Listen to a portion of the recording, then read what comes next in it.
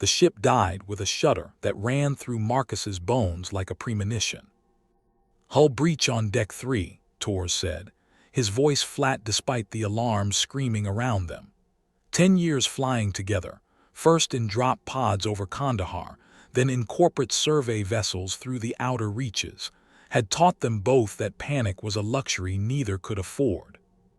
Marcus's hands moved across the console with practiced efficiency. "Atmosphere. Breathable, nitrogen-oxygen mix HFY 2. We'll manage." "Lucky us." The planet rose beneath them like a bruise, purple and gray beneath thick cloud cover. No oceans visible, just jagged terrain that looked like scar tissue. Their emergency descent carved a burning line through the alien sky. Marcus fought the stick as atmospheric friction took hold, feeling the ship buckling around them, hearing the screech of tearing metal. They hit hard. The impact drove Marcus's teeth together, filled his mouth with the copper taste of blood. Then silence, broken only by the tick of cooling metal and their own ragged breathing. Torres unstrapped first, already reaching for the emergency kit. "Comms. Dead, beacons transmitting, but..." Marcus checked the readout and felt his stomach drop. "We're 3 systems outside charted space. Nearest relay is 6 months away." "So we fix the ship." "So we fix the ship," Marcus echoed, though they both knew the odds. Outside, the planet waited. The air tasted wrong, metallic, with an organic sweetness underneath that reminded Marcus of rotting fruit.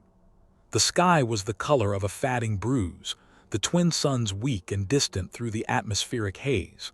The landscape stretched out in all directions, crystalline formations jutting from dark soil, forests of something that resembled trees but moved wrong, swaying when there was no wind. Torres surveyed the damage to the ship, his expression grim. "Coolant leak, main drive is shot, and the hull's compromised in 4 places. We need raw materials, sealant, and about 2 weeks of work. Then we get started." They established a perimeter first, old habits from their military days. Motion sensors at 50 meters, tripwires at 25, weapons always within reach. The planet was silent in a way that felt deliberate, as if it were holding its breath. On the second day, they found the structures. "Those aren't natural," Torres said, crouching beside what looked like a doorway carved into black stone. Symbols covered the surface, flowing and organic, almost like script. Marcus ran his hand over the markings, felt them warm to his touch. Someone lives here, or lived. Past tense would be good. They found more structures as they ranged further, low buildings half buried in the dark soil, all bearing the same flowing symbols. No bodies, no artifacts, just empty rooms and the persistent feeling of being watched. The first attack came at dusk on the 3rd day. Marcus was welding a hull patch when the motion sensors shrieked.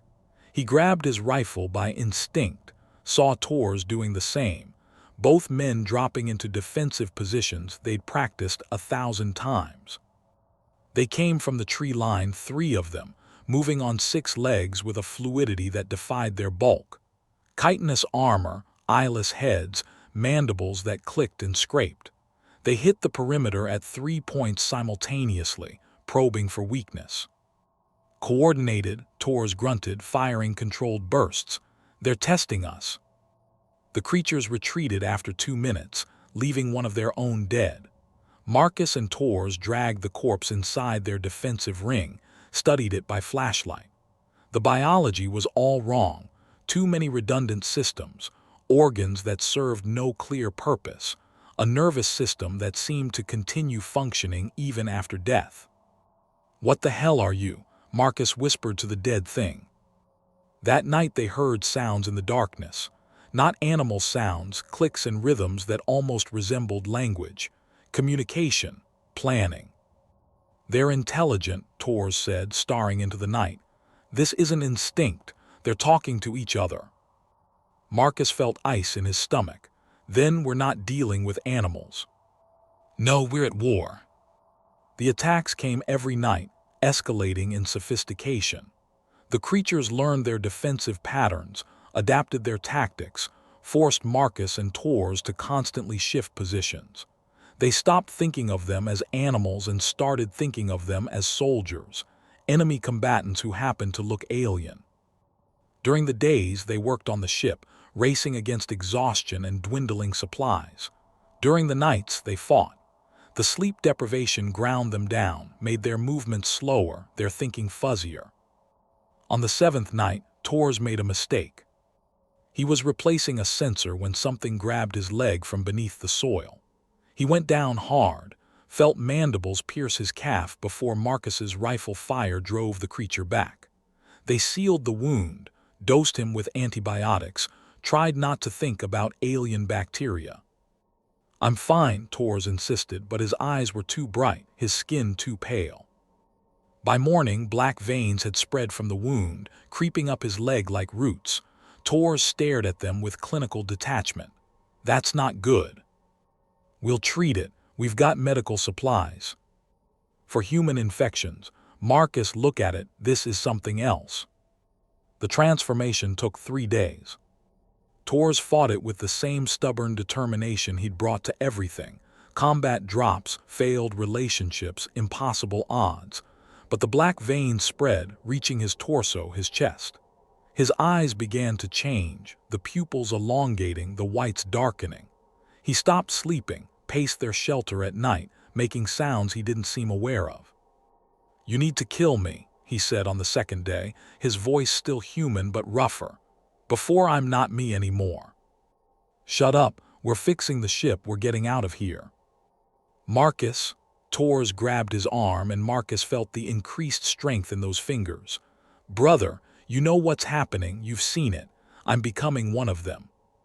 "No." "Yes, and when I turn, I won't be your friend anymore. I'll be the enemy. I'll know everything, our defenses, our plans. I'll lead them right to you." Marcus pulled away, unable to meet his eyes. "I can't." "You have to." On the third day, Torres' humanity slipped away in pieces. He forgot words, responded to sounds humans couldn't hear, tried to eat raw meat from the supply stores. The black veins covered his face now, and his spine had begun to curve, forcing him into a posture that was no longer quite human. "Marcus," he managed in a moment of clarity. His eyes were still his own, still holding recognition and terrible understanding. "Please, while I'm still me, don't make me die as one of them." Marcus's hands shook as he raised the pistol. They'd survived firefights and drop missions and the cold vacuum of space. They'd pulled each other out of burning wreckage and talked each other through the nightmares. Brothers in all but blood. "I'm sorry," Marcus whispered. "Don't be, you're giving me back my humanity." Torres smiled, and for a moment he looked exactly like himself again. "Now do your job, soldier." The shot echoed across the alien landscape. Marcus buried him at dawn, marking the grave with Torres dog tags. He didn't cry, couldn't cry. The grief was too large, too raw, a wound that went deeper than flesh. He worked on the ship with mechanical focus, finished the repairs through sheer force of will. The engine coughed, sputtered, caught. The hull held. Against all odds, it was space-worthy. As the planet fell away beneath him, Marcus checked his reflection in the darkened viewport. His eyes stared back, normal and human. But in the dim light, he thought he saw something else. A darkness at the edges of his pupils. The faintest trace of black beneath his skin, so faint he might have imagined it. His hand moved to his sidearm, then stopped. The ship flew on into the dark. Behind him in the cargo hold, something clicked softly in the shadows. A sound almost like language, almost like breathing. Marcus didn't turn around. He flew toward the distant stars, toward home, and tried not to think about what he might be bringing with him.